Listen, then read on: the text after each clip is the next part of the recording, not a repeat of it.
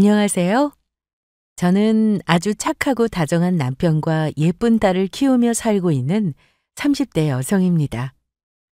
직장 동료의 소개로 남편을 만났는데 첫 만남부터 서로 느낌이 왔고 이 남자다 싶었습니다. 같은 회사를 다니고 있었지만 부서가 달라 서로 모르다가 소개를 받게 되면서 알게 되었어요. 연애 때부터 결혼하고 나서도 저밖에 모르는 바보가 바로 제 남편인데요. 시댁에서는 이런 남편을 깔보고 무시했습니다. 그 정도가 너무 심해서 남편만 친자식이 아닌가 하는 오해를 하기도 했어요. 자기 부모가 무시하니 형이나 누나도 무시하는 건 마찬가지였는데 아무 말도 못하고 당하기만 하는 남편에게 처음에는 화도 났습니다. 하지만 천성이 너무 착한 사람이라 화를 잘 내지 못하더라고요.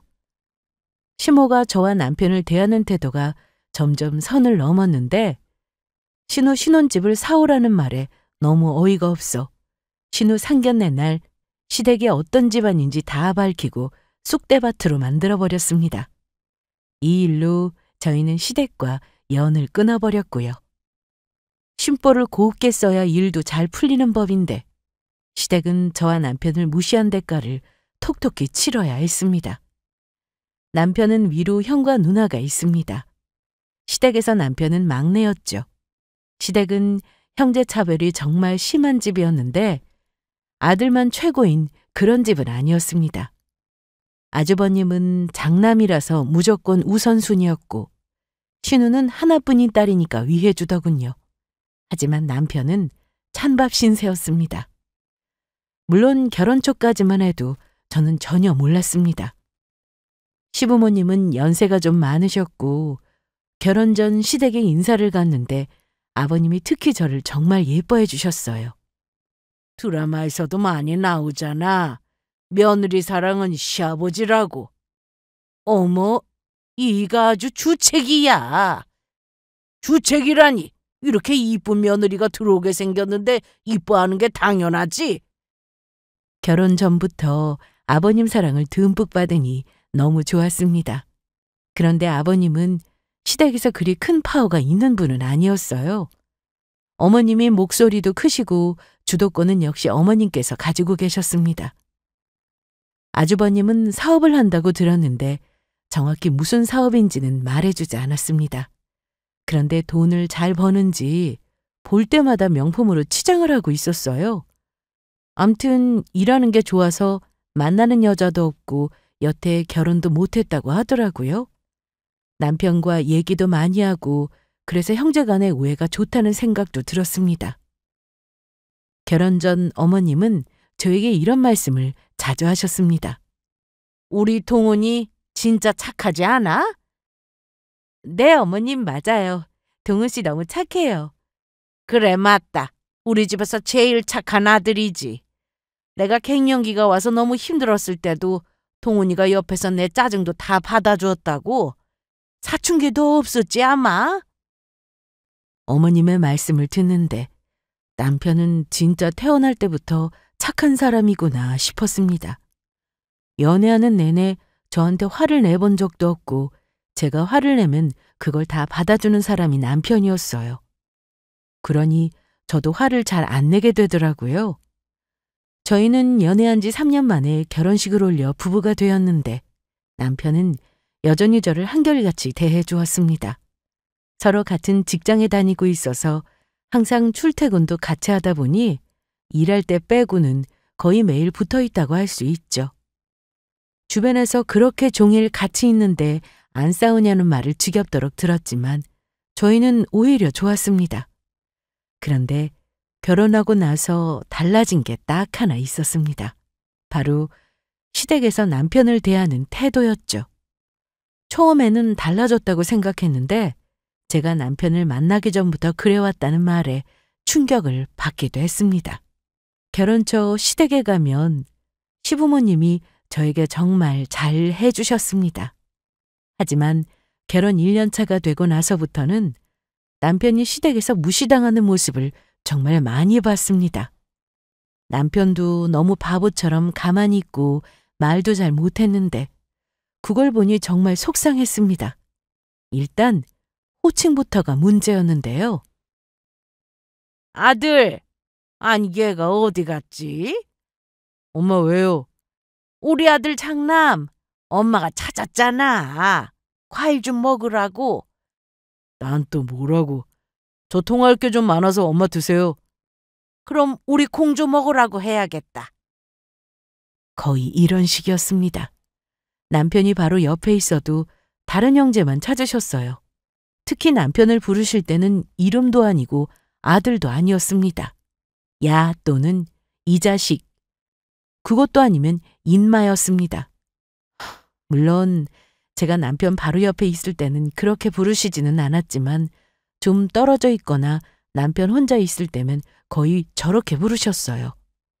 호칭도 문제가 있었지만 힘든 일은 꼭 제 남편을 시키는 시댁이었습니다. 자기 이 시간에 어디 가? 엄마가 좀 오라고 하셔서. 무슨 일로? 가구를 옮겨야 한다고 그러시네. 퇴근 후 집에서 남편과 쉬고 있었는데 남편이 갑자기 옷을 입더니 시댁에 간다고 했습니다. 저녁 8시가 훌쩍 넘은 시간이었고 시댁까지는 거리가 1시간이었는데 왔다 갔다만 해도 밤 10시가 되기 때문에 좀 황당했어요. 급한 일이라면 모를까. 가구를 옮기는 건 같이 사는 아주버님이나 형님한테 시켜도 된다고 생각했거든요. 나도 같이 가. 그냥 쉬어. 나 늦을지도 모르니까 먼저 자. 싫어. 같이 가자. 나도 같이 도우면 일 빨리 끝날 거 아니야. 남편은 계속 집에 있으라고 했지만 너무 어이가 없어서 대체 무슨 가구를 옮기는데 남편이 가야 하나 싶어 따라갔습니다. 그런데 시댁에 도착해서 보니 가구는 딱 하나였습니다. 대신 크기가 크고 되게 화려했어요. 아니 넌 뭐하러 왔니? 남편까지 부르셔서 가구가 엄청 많은 줄 알고 저도 도울 거 해서 왔는데 이게 다예요? 어때? 멋지지 않니? 내 친구가 수입가구 매장을 운영하는데 이태리에서 직수입한 거라 딱 하나 들고 왔다고 하는 거야. 아, 그래요? 그런데 어떻게 옮기시려고요? 원래 있던 거실장을 밖으로 빼고 이거 놓으면 돼. 그러자 남편은 바로 알겠다고 하고는 가구를 옮기기 시작했습니다. 저도 같이 도왔고요. 어머님이나 아버님은 나이가 있으셔서 잘못했다가는 큰일 날 수 있어서 남편과 제가 했습니다. 그런데 가구를 다 옮기고 나니 방에서 아주버님과 형님이 나오더라고요. 집에 계셨어요? 아니요, 언제 왔어요? 안에서 영화 보고 있느라 전혀 몰랐네. 저는 그 상황이 너무 황당했습니다. 어머님, 집에 아무도 없는 줄 알았는데 다 계셨네요? 그래. 이 시간엔 다 들어왔지. 그럼 저희가 굳이 올 필요 없었잖아요. 그게 무슨 소리야? 집에 아주머님이랑 형님 계셨으면 저희가 안 와도 되는 거였잖아요. 그래서 내가 쟤만 불렀잖니. 그게 아니라 굳이 1시간 거리에 있는 제 남편을 부르셨어야 했냐고요. 아니 그럼 이걸 누가 하니? 아주버님도 계시고요. 우리 장남은 허리 다치면 큰일 나. 어머님 제 남편도 다치면 큰일 나요. 어머님은 끝까지 제 남편만 부려먹고 장남만 챙기셨습니다. 한 집에서 살면 돕는 게 당연하겠지만 굳이 멀리 사는 거 알면서 심부름은 꼭 남편에게만 시키니 짜증이 났습니다. 이날 집에 오는 차 안에서 제가 남편에게 화를 냈는데 남편은 오히려 그런 저를 진정시켰습니다. 당신은 화도 안 나? 무슨 화? 왜 항상 자기한테만 시켜? 뭘 이런 걸로 화를 내? 괜찮아. 당신 자꾸 이러면 착한 게 아니라 바보 소리 들어. 뭐 어때? 남도 아니고 가족인데. 남편과 얘기하고 있으면 저만 속이 터졌습니다. 이러니 시댁에서 남편만 친자식이 아닌지 제가 의심을 했던 겁니다. 명절에도 아주 기막힌 일이 있었습니다. 저희는 시댁에서 명절을 보낼 때 전날 가서 하루 자고 차례를 지낸 다음에 친정에 가기로 했습니다. 그래서 추석 때 명절 전날 시댁에 도착 후 음식을 하고 피곤해서 일찍 자리에 누웠는데 남편이나 저나 너무 피곤해서 눕자마자 잠이 들었습니다. 그렇게 자고 있었는데 갑자기 아버님 목소리가 들려오더라고요. 살짝 눈을 떠보니 아버님이 저와 남편이 자고 있는 작은 방으로 들어오셔서 남편을 깨우고 계셨습니다. 그런데 그냥 흔들어 깨우는 게 아니라 발로 툭툭 차면서 남편을 깨우고 있었습니다. 야, 강동훈, 일어나, 얼른. 남편은 너무 피곤했는지 아버님이 발로 차는데도 바로 일어나지 못하더라고요. 저는 아버님의 행동에 너무 어이가 없어서 아버님, 자는 거 아니었어? 아버님 목소리에 깼어요. 그런데 왜 발로 그러세요? 제가 동훈 씨 깨워서 같이 나갈게요. 그래, 그럼 네가 좀 깨워서 나오너라. 키우는 개도 그렇게 깨우지는 않을 겁니다. 남편을 깨우고 저는 차례상을 어머님과 같이 차렸는데 친척분들도 많이 오셔서 시댁 거실이 꽉 찰 정도였습니다.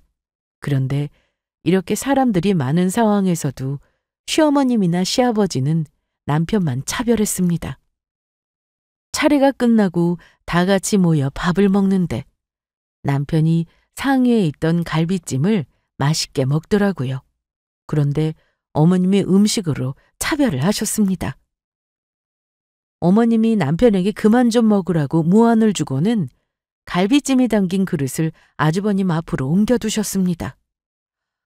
그걸 보는데 할 말이 없더라고요. 너무 어이가 없어서요.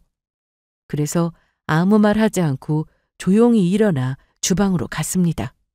그리고 갈비찜을 새로 그릇에 담아서는 남편 앞에 두고 자기야, 많이 먹어? 고마워. 그랬더니 다른 친척분들은 신경도 안 쓰는데 어머님, 아버님, 아주버님, 그리고 형님만 저와 남편을 빤히 쳐다봤습니다. 저는 그러던가 말던가 제 남편만 챙겼습니다. 식사가 끝난 후 친척분들은 집에 가셨고 저와 어머님은 주방에서 설거지를 하고 있었어요. 아주버님과 형님은 거실에서 TV를 보고 있었고요. 그 상황 자체도 너무 짜증이 났지만 며느리니까 그냥 참고 있었습니다. 그런데 설거지를 거의 마쳐갈 때쯤 어머님이 일을 더 시키실 것 같았고 아버님도 계속해서 남편을 찾으시길래 설거지를 마저 다 하고 방에 가서 캐리어를 정리해서는 나왔습니다. 어머님, 아버님, 저희 그만 가보겠습니다. 자기야, 짐 다 챙겼으니까 얼른 신발 신어. 제가 그렇게 말씀드리자 어머님과 아버님은 황당하다는 듯이 저희를 쳐다보셨는데 전 신경 쓰지 않고 남편 손을 잡고 바로 나와버렸어요. 당연히 어머님이 계속 전화를 하셨습니다. 아니, 너 지금 뭐 하는 거야? 그렇게 가버리는 게 어디 있어? 아직 할 일 남았는데. 어머님, 저도 친정에서 부모님이 저 기다리고 계세요. 차례 지내고 바로 가기로 했는데 아침상 차리고 설거지까지 다 했잖아요. 그럼 이만 끊겠습니다. 그리고 어머님한테 또 전화가 왔지만 받지 않았습니다. 시댁에서 저한테 이런 대우를 해도 화가 났을 텐데 남편한테 그러니 이상하게 더 기분이 나쁘더라고요. 순하디 순한 남편은 가족이니까 아무 말도 못한다고 했고 결국 제가 나설 수밖에 없었습니다. 지혜야, 일찍 왔네? 점심은 먹고 올 줄 알았는데. 아, 엄마, 말도 마. 아침도 안 먹고 오고 싶었다고. 에이, 그러면 안 되지. 어른들도 많이 오셨을 텐데. 그래서 할 거 다 하고 왔잖아. 그래, 잘했다. 강서방도 운전하느라 고생 많았지? 아닙니다. 방에 들어가서 한숨 자. 아니면 나가서 영화라도 보고 들어오든가. 자기야, 극장 가볼까? 좀 쉬다가 나가자.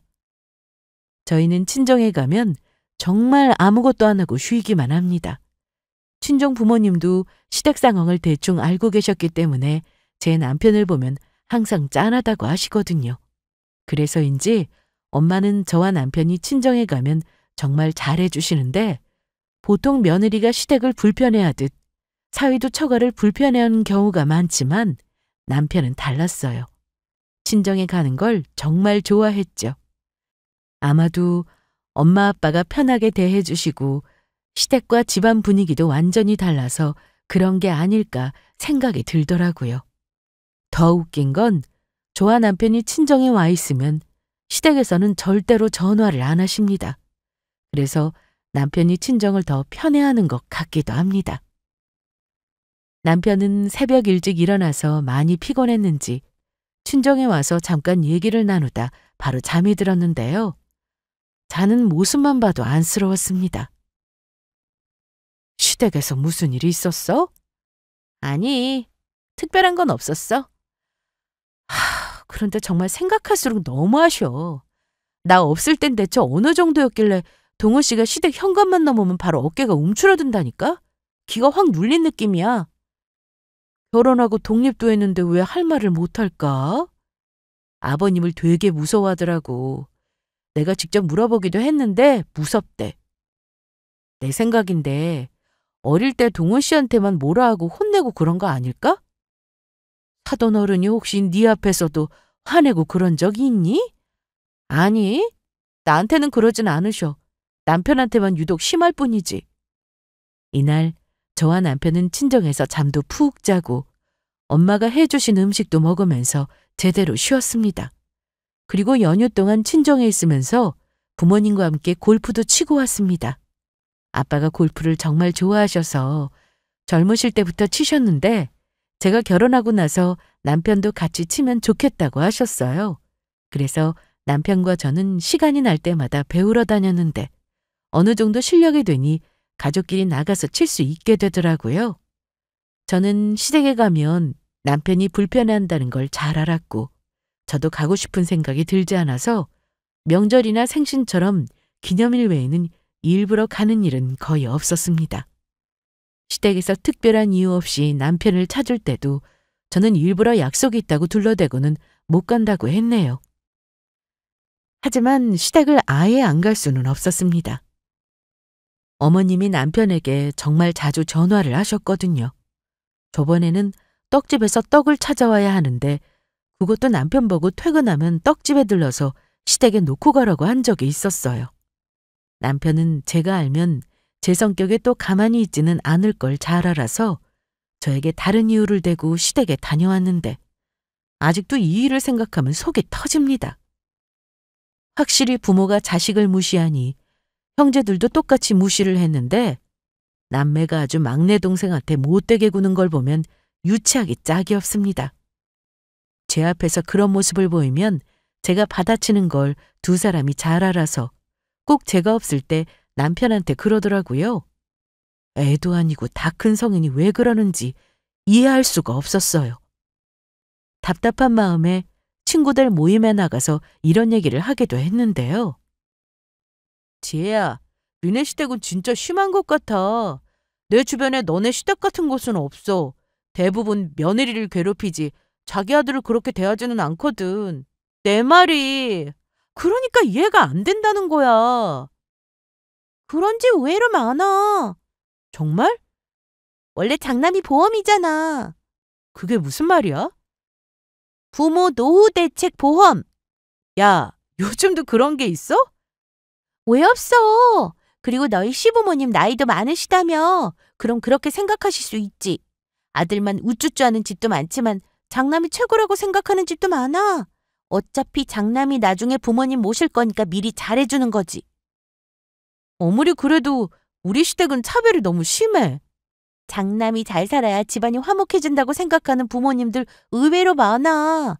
이해하려고 하지 말고 원래 그런 집이다 생각해야 맘 편하다 너.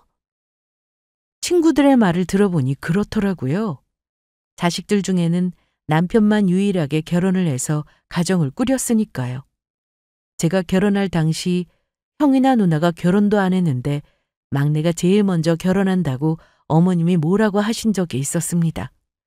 크게 혼을 내거나 그러신 건 아니었지만 그래도 섭섭해 하셨는데 지금 생각해보니 조금 이해가 되긴 하더라고요. 원래도 제 남편을 미워했는데 형이나 누나보다 먼저 결혼한다고 하니 더 미웠겠죠. 거기다 남편은 형제 중에서 가장 공부도 잘했고 저와 같이 대기업에 다니고 있습니다. 자식이 공부 잘하고 알아서 좋은 회사도 다니면 부모가 더 좋아해야 하는데 시댁은 그렇지 않았어요. 결혼 후 친정아빠의 권유로 남편이 골프를 시작하면서 필드에도 자주 나갔는데 아버님은 남편에게 무슨 네가 골프를 치냐며 소리를 치기도 하셨네요. 가족 중에 아무도 골프 치는 사람 없고 장남도 안 치는 골프를 네가 뭔데 치냐고 하셔서 제가 그때 놀란 적이 있었죠. 그냥 보고만 있을 수 없어서 제가 나서서 친정아빠가 권유한 거라고 사위랑 치는 거 좋아하신다고 했더니 그제야 아무 말씀 안 하셨습니다. 시댁에 가면 거의 이런 분위기라서 가기 싫어질 정도였는데 그러던 어느 날 신우의 결혼 소식이 들려왔습니다.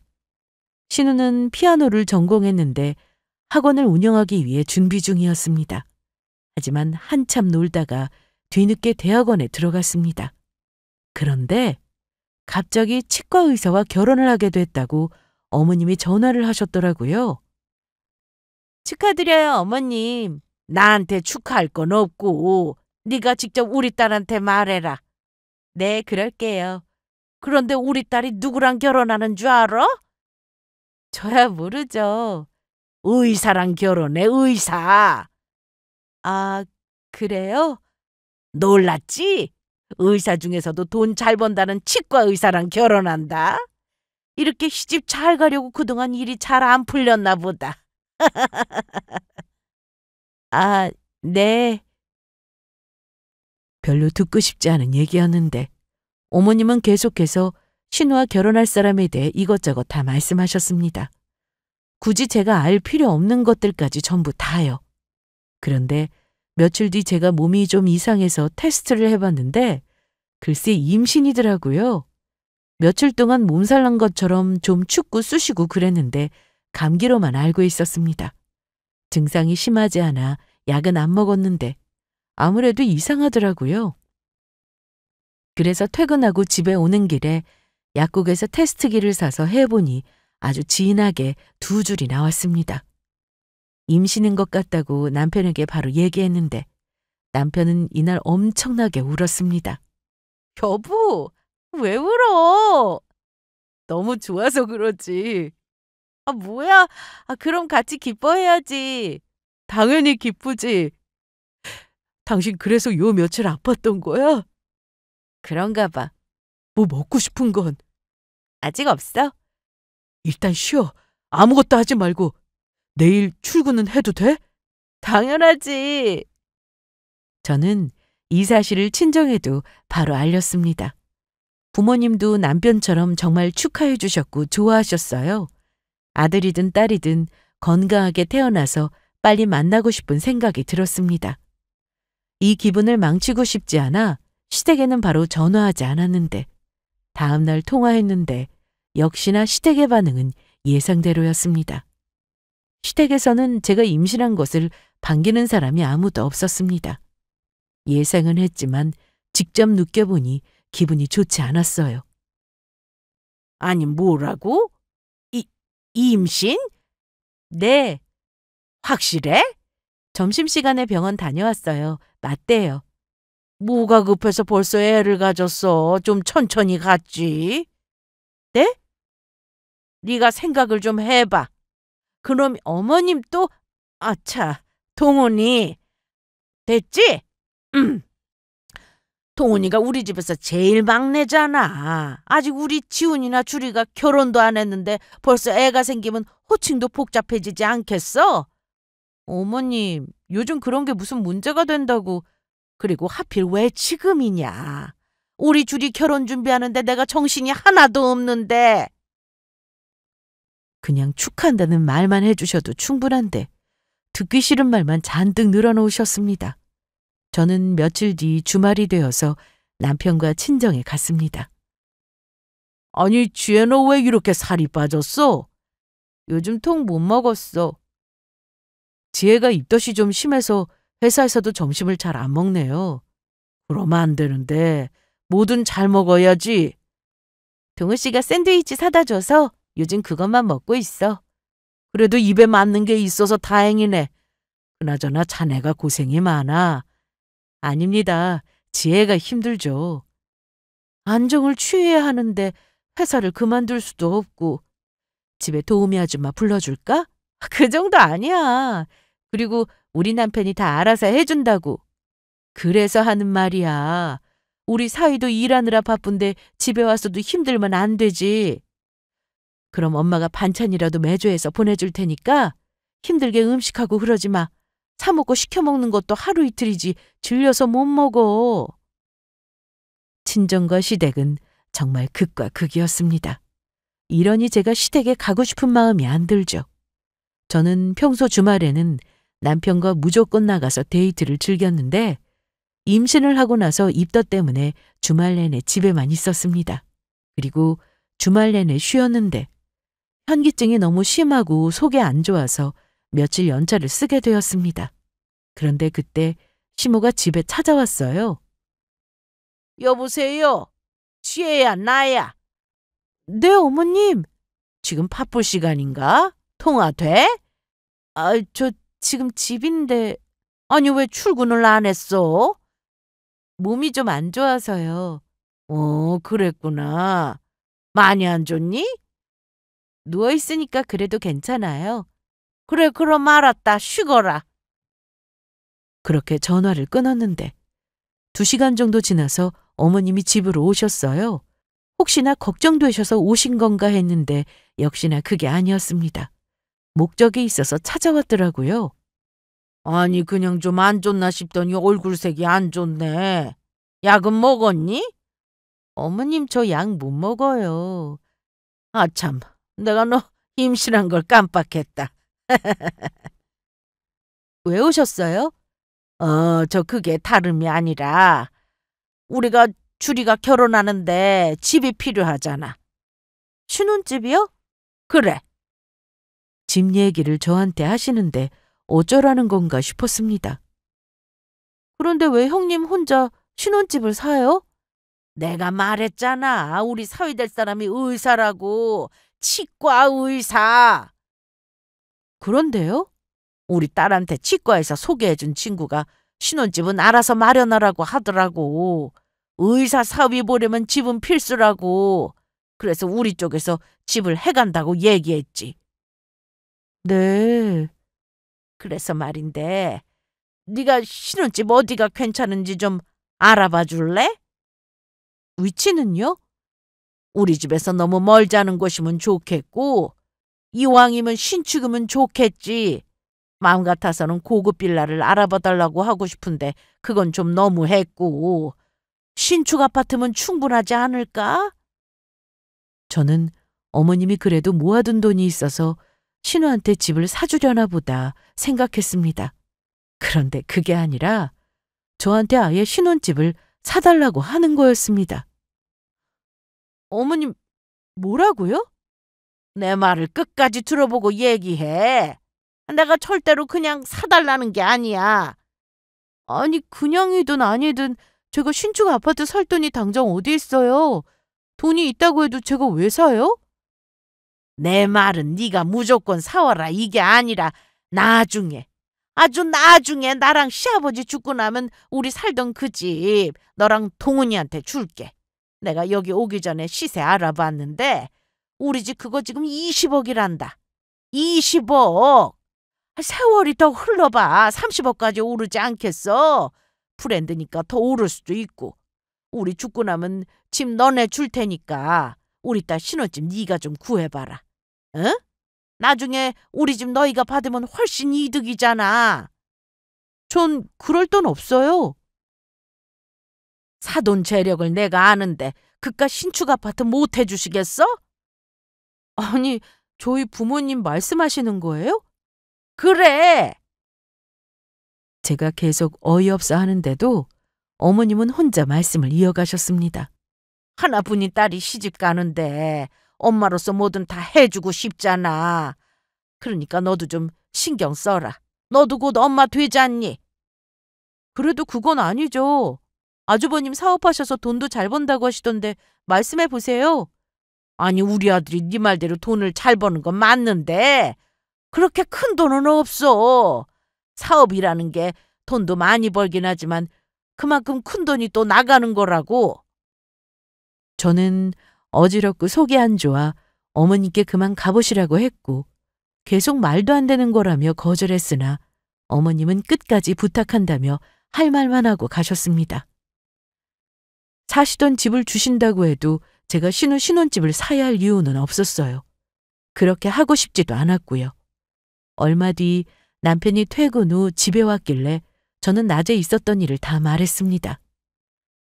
자기야, 나왔어. 왔어? 오늘 고생 많았어. 몸은 좀 어때? 쉬니까 좀 낫다. 그런데 아까 낮에 어머님 다녀가셨어. 엄마가 왜? 당신 누나 결혼하니까 신혼집을 알아보래.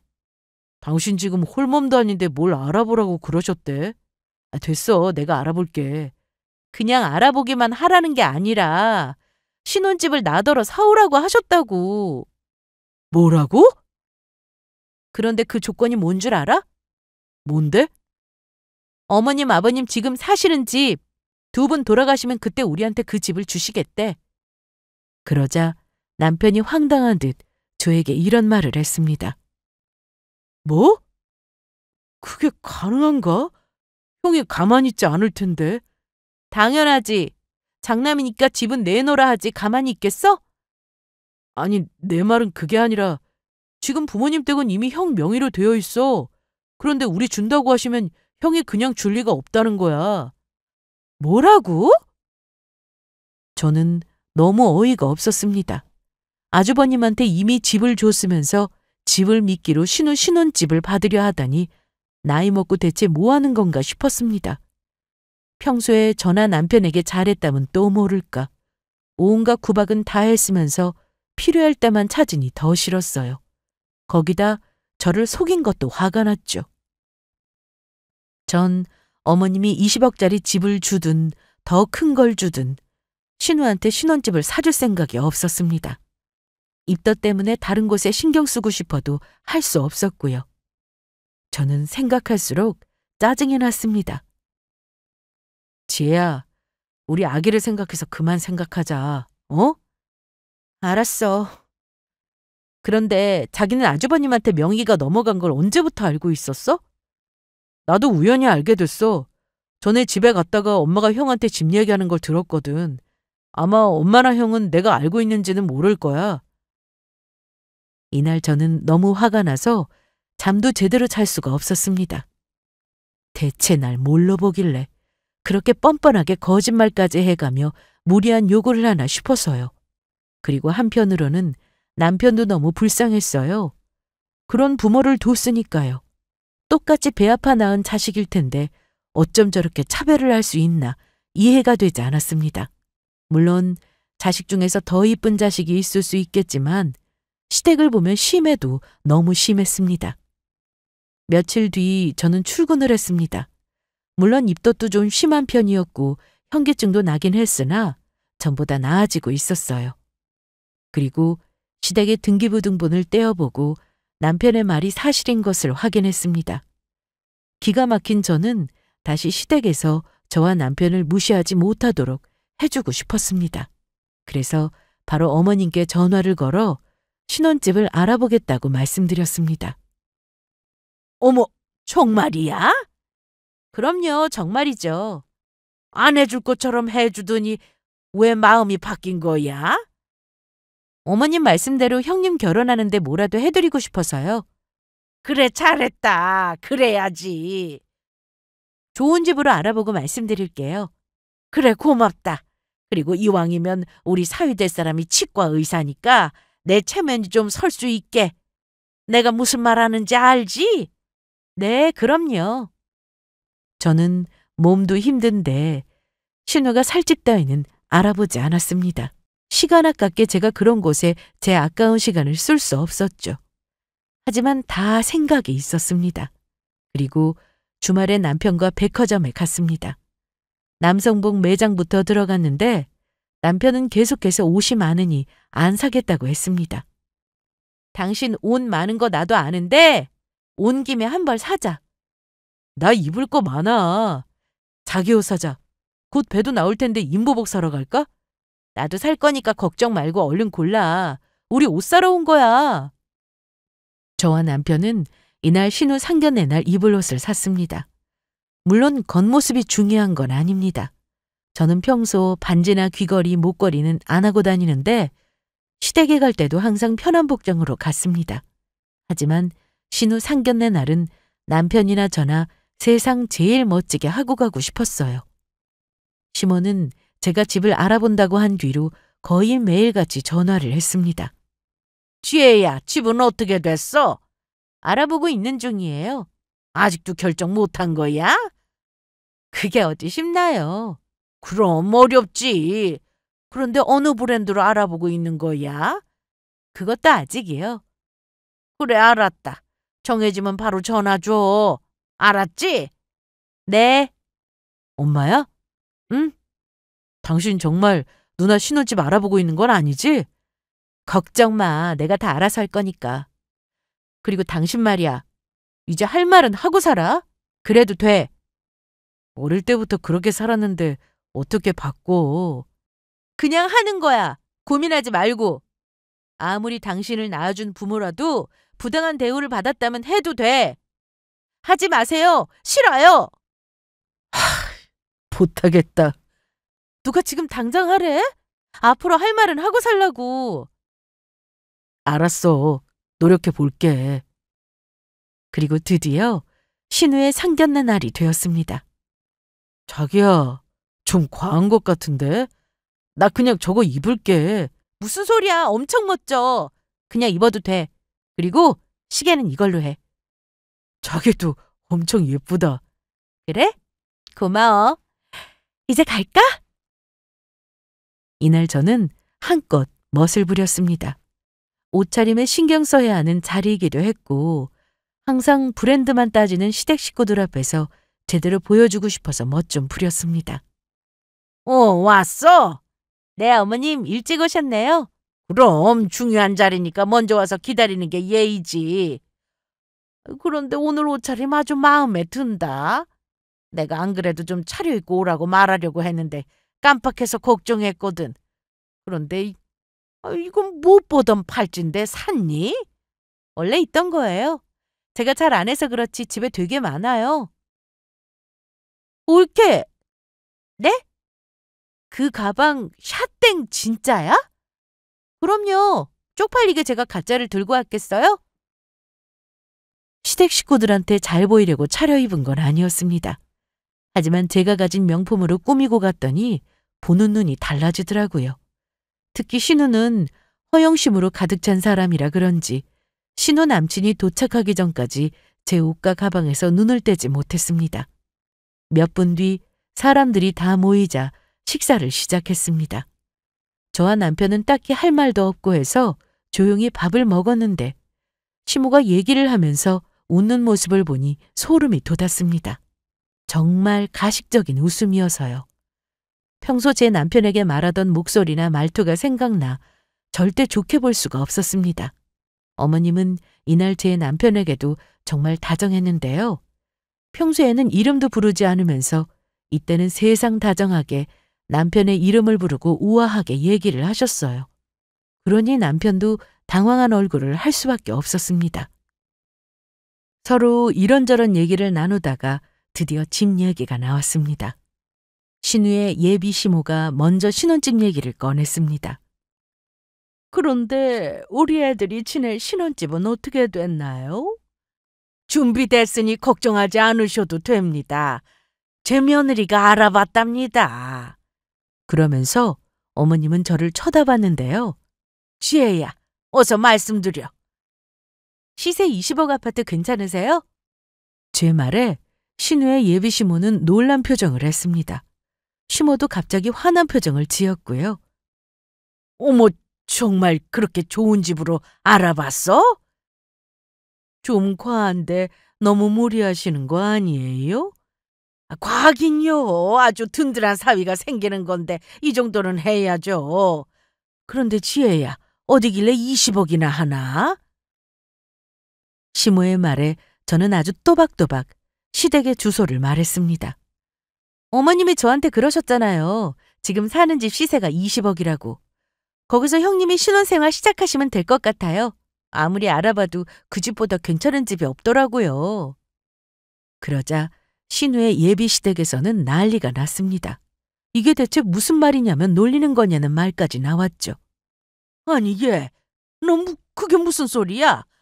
어른들 다 모인 자리에서 장난하면 못 써. 얼른 똑바로 얘기 안 해? 장난 아닌데요? 어머님이 그러셨잖아요. 제가 형님 신혼집 해드리면 어머님 아버님 돌아가시고 시댁집 주신다고. 그런데 왜 제가 형님 신혼집을 사야 해요? 아무리 생각해도 이해가 안 되네요. 그리고 이미 아주버님한테 명의 넘긴 집이면서 저한테 주지도 않을 집을 주신다고 왜 거짓말하셨어요? 저는 여기서 그치지 않고 신우의 예비 시댁을 향해 이렇게 말했습니다. 자기 자식한테도 거짓말하는 집인데 이런 집하고 사돈 맺고 싶으세요? 그리고 어머님, 제 남편한테 평소 하던 대로 부르세요. 이 자식아, 야 너! 이렇게 부르시라고요. 우리 동훈이라고 하니까 아까 너무 소름 돋아서 혼났어요. 너 그만 못해? 아직 더 남았어요. 아버님도 그러시는 거 아닙니다. 우리 남편한테 툭 하면 욕하고 발로 차고 그러시면 안 돼요. 나중에 얼마나 후회하시려고 그러세요? 저는 이날 그동안 시댁에서 남편을 무시했던 것에 대해서 다 얘기하고 남편과 나와버렸습니다. 제가 지금 임신 중이라 더 있어봤자 태교에 안 좋을 것 같으니 이만 가보겠습니다. 자기야 뭐해? 얼른 일어나. 너 이 자식 지금 나가면 다시는 안 본다. 네, 그러세요. 저도 아버지 안 보면 그만이에요. 아니 너 지금 뭐라고 했어? 아버지 자식은 형이랑 누나뿐이잖아요. 제가 언제 아버지 자식이었어요? 안 봐도 그만이니까 전화하지 마시고 저 찾지 마세요. 그렇게 나와서 집으로 오는 길에 남편의 얼굴을 쓱 하고 쳐다봤는데요. 왜? 자기 눈물 흘리고 있나 봤어. 뭐 이런 일로 우냐? 자기 울보잖아. 아니야. 아까 할 말하고 나오는데 속이 다 후련하더라. 잘했어.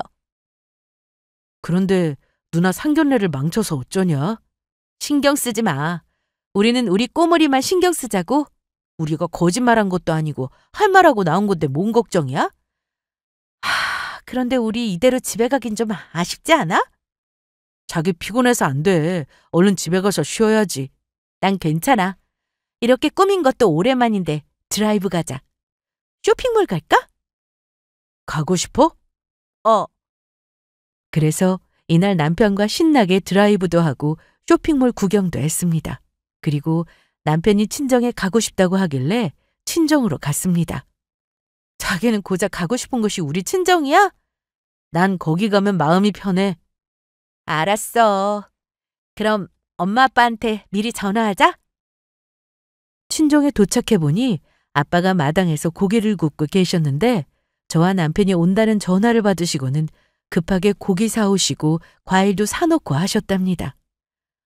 저는 엄마 옷으로 남편은 아빠 옷으로 편하게 갈아입고는 마당에서 부모님과 함께 실컷 고기를 뜯었네요.